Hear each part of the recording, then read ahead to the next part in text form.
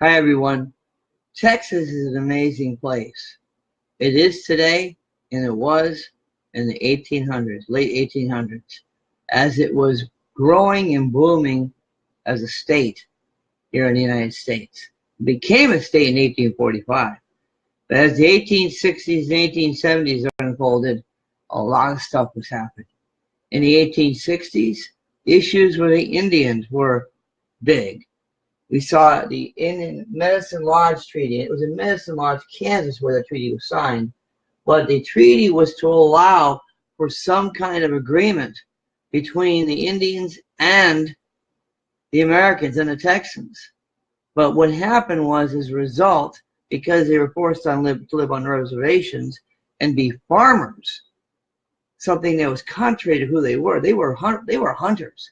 They hunted the buffalo. And so being forced to be farmers really affected their life. And so there was a lot of distrust between the Indians and the Texans and the Americans. So what happened? Well, one big raid happened near Salt Creek called Salt Creek Raid, or the Salt Creek Massacre. The Kiowas were sitting in wait and they're led by Victory and Santac and Santanta. These were leaders of the tribe. And when a military escort came through, the military escort came through okay. It was when the freight wagons came through that they decided to attack, killed 12 people. Well, when word got back to General Sherman that this happened, that's when they had problems. You see, what they didn't know was that military escort was for General Sherman. And so he found out very quickly who did it. And he went after Santac, Santanta, and Victory. Now, Santac escaped and got killed. The other two ended up put on trial, were basically found guilty and ready to hang, but according to certain resources, they were given parole. But the problem was still there. The issue and the tension with the Indians was still there. Now, besides the difficulty with the Indians, you have cattle, the industry. It was now starting to boom. You see, there was something called the open range, where ranchers that owned a lot of cattle decided to start what were called cattle drives. And they would take thousands of head of cattle and move them across the land and have them feed on the land so they can go to a market, a stockyard, say in Kansas City or maybe even further north in Chicago, because the prices were good. Well, as a result of this, other things popped up, like range wars. Why? Because fencing became an issue. Some farmers just didn't like to see cattle roll over their land, so they put up fences. And some ranchers and farmers were in battle with other farmers because of the fencing, and some would block off water supplies from other farmers. So you had some fights between two landowners. Now, something else that was interesting about the cattle drive was the cowboy. Now, you and I have read stories and watched TV shows about cowboys. I'll tell you something. They were mighty people as portrayed in the movies, but the movies don't give you the real story.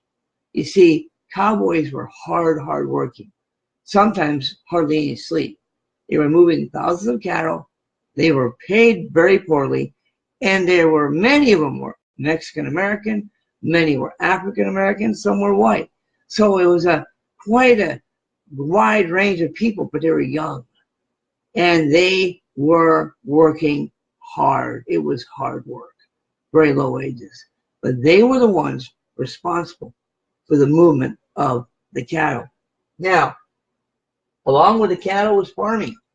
You got a dry land in Texas. And what do they have to deal with? Well, something called dry farming. That was, you might say, a technique they used, a method, because they knew their land was not going to get much water. So what they did was they dug these ridges, and the purpose was to let water land in there and hold it, and hopefully use it like an irrigation tool.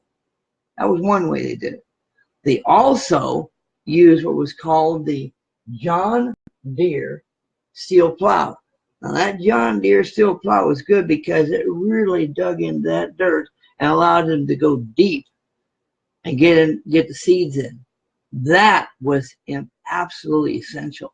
They still had to deal with the dry weather. They still had to deal with drought. And they dealt with things like the boll weevil, a rotten bug that infested cotton fields. Now, they had machines like the threshers that would separate seeds from the plants, but you have the weather that was a factor, and market prices. They went up and down and up and down. Farming was hard work. Now, what was the one thing that probably saved both cattle and farming? The railroad. Why? Well, the railroad was faster, cheaper, and as the railroad lines started to spread, more people came from the East Coast to land and settle there. Now, what they found out was there was land available, and federal government was offering land through grants. So people would go out to different parts of the West or move west, and they would settle, and they would build their farm. And as a result, build towns. And as a result, that railroad was bringing people to towns. So people were coming across the country.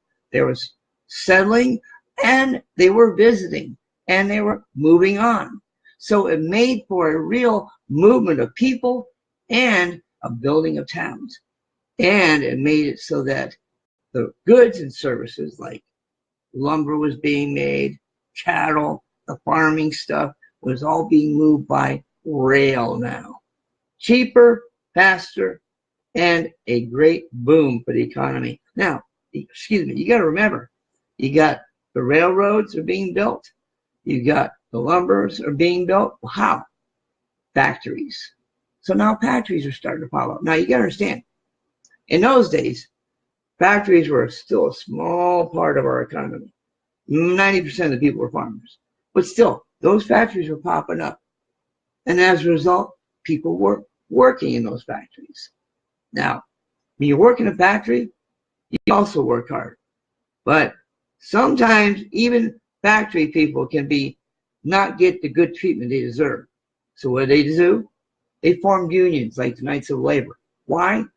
So they get better money, better conditions, and if they had to, they would strike.